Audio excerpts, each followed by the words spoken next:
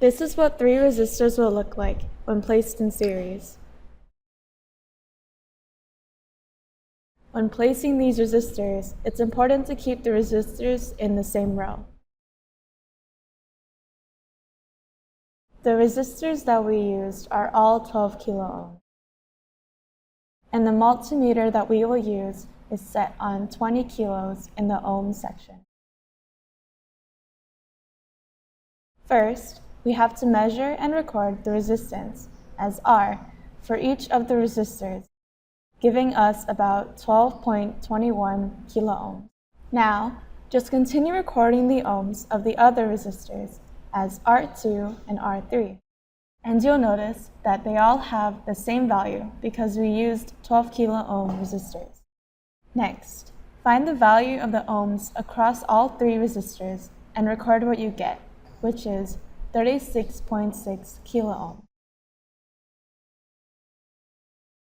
If you add up all of the values that you recorded, you'll end up getting the same value, 36.6 kilo ohms, which is represented as RT.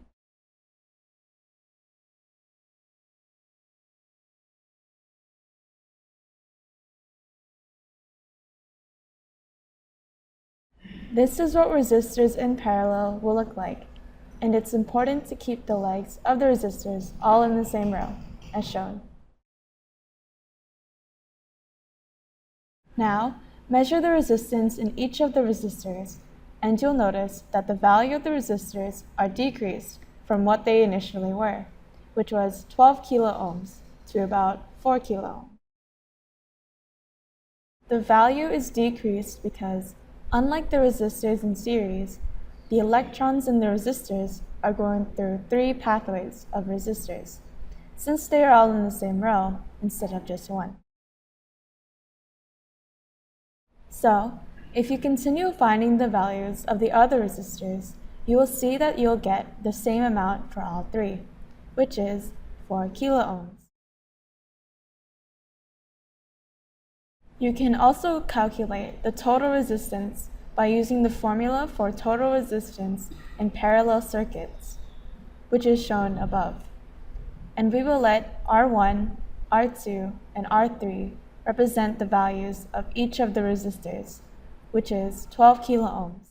So, substitute these values, then add everything on the right side of the equation, and you will get 0.25 kilo ohms. Next, you'll have to switch over the 0.25 to RT and divide 0.25 from 1, and you'll get 4 kilo ohms as your total resistance. Don't forget that when you carry out this activity, you will be given 16 kilo ohm resistors instead of 12 kilo ohms. So make sure to use your values and not the ones in this tutorial.